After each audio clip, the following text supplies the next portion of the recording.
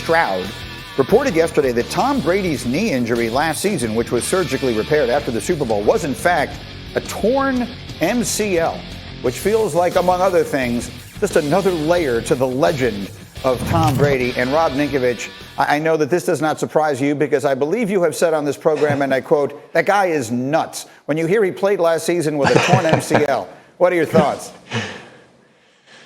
Yeah, I mean, look, he's tapped. I mean, this is one thing I would say. He is, number one, very tough. So don't question Tom's toughness. He's a very tough guy. And I know Bart has played against him, so he can understand this. Sometimes you can hit Tom, you can, get on top of Tom, drop weight on Tom, and he almost like enjoys it. It's super weird. So, it doesn't surprise me that he would fight through injury through the whole season. But on the flip side of that, I'm just going to say this. I have about a closet full of Don Joys, and I'm sure Bart has too. Elbow, knee. Guys are playing with stuff. An MCL, to play through an MCL injury isn't crazy. I mean, I think every single football player has played through some type of injury, especially an MCL, which is probably the least most important part if it's not like a grade 3 tear.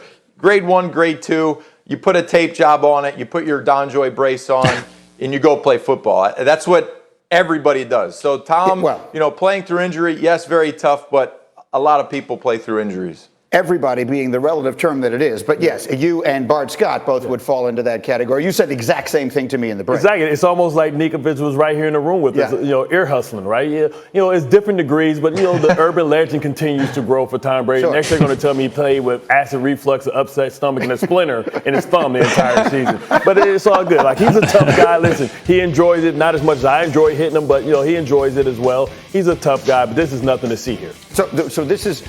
When people read this today, and I will admit, I'm raising my hand. I'm one of those people. He played last season with a torn MCL. I read it like 5 or 6 times. You're telling me not that big a deal. Yeah, it's certain degrees of it, right? So it's going to be a partial tear, and that just means a couple fibers have come off. It's not that big of a deal, but it makes him look really cool, man. Like I tell you, I always said he's a superhero. Every superhero has a cleft chin, and he has one. Okay, let the record show that I do this show with this little thing on my finger here to keep me from getting a paper cut. I mean, so let's be clear. A torn MCL of any degree would be a big deal to me. Greeny, that's from counting all that money in your pocket. That's a whole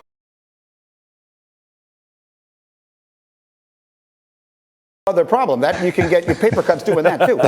Jeremy Fowler, quickly, will the league have any thoughts on this? He played a whole year with an MCL and we never heard about it? Greeny, no thoughts yet because this wasn't a legendary story inside Tampa Bay's locker room. Tom Brady did not advertise this at all. I spoke to some sources who said all we knew is that Brady was going to get surgery after the season. So this wasn't something that he talked about. He begrudgingly took veteran days off during the year. So they knew he could function and be fine during the season, and he's been moving really well this offseason ever since. All right, we'll see. He should be healthier. He should be more comfortable.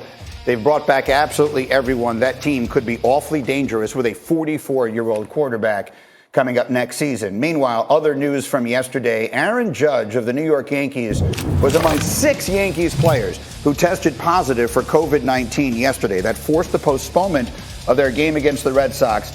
It left other players on the American League All-Star team undergoing testing to ensure they didn't also contract the virus. So that was yesterday. This is Robert Stanberry only III. Buster, what should we expect to happen today? So Major League Baseball and the Yankees, Greeny, today will be getting the test results back from those taken yesterday of Aaron Judge, Kyle Higashioka, and Gio Urshela. They also will get the first results of tests of other All-Star players. Because Aaron Judge was at the All-Star game and he was around other players, they're doing that contact tracing, and those guys are going through tests. Was on the field yesterday at Yankee Stadium when Rafael Devers and Xander Bogaerts and J.D. Martinez, the Red Sox, were taken off for their testing. And with that information, Major League Baseball will have a fuller context of exactly what the situation is with the Yankees and maybe the Red Sox, and they'll make a decision about whether or not they'll play today's game and the rest of the series. All right, so all that feels very much like it hangs in the balance at the moment. In the meantime, as we sit 2 weeks away from the trade deadline, Buster, how would you describe what is at stake for the Yankees right now? It's remarkable to think that as Brian Cashman, their general manager Aaron Boone, were driving home last night, they were going to be potentially, in all probability, without their best player for most of the next 2 weeks. Aaron Judge Guy had 21 homers, 375 on base percentage. They have to assume that if, in fact, his test comes back positive from yesterday, that he will not be available to them. So they will likely be out in the trade market looking for help. And we saw last night with the Braves acquisition of Jock Peterson, it's very possible. It's a great buyer's market, but they need help for their offense, Greeny. First half of the season, 23rd out of 30 teams in runs scored. Yeah, absolutely. They have struggled in places we did not expect that to happen. Now, you mentioned Jock Peterson. He's traded away from the Cubs. That feels like the beginning of something we should get used to hearing over the next couple of weeks. What do you expect the Cubs to do between now and the deadline? By the time we get to the deadline, the heroes of that 2016 team will likely be traded. Anthony Rizzo, Chris Bryant, Javier Baez. This is going to be a mass sell-off by the Cubs as they begin to turn over this team. And look, the Cubs are a buffet table for any contending team. And that's why other clubs are calling them to ask not only about those players, but the likes of Craig Kimbrell, their closer. You're going to see mass change, and you're going to see guys who were October heroes just 5 years ago wearing other uniforms the day after the trade deadline. Yeah, in many cases, 5 years feels like a long time. In this case, it feels like just yesterday. And so, Buster, I remember we were talking on the radio at the time when they were winning that World Series. This was the beginning of a dynasty. That's the way it felt with all this extraordinarily young talent. If indeed they do ship all these guys off now, what's the right way to remember this era of Cubs baseball? Greeny, I don't think the joy of that 2016 championship will ever go away for Cubs fans. You know that. You're married to a Cubs fan. But there's no doubt about it. In 20 years, as one member of that team told me last week, you will have players on this team look back and ask the question, why didn't we accomplish more? Why didn't we win another championship? Why didn't we get close again? And it's something that I think is going to hang over these players as they move on into retirement.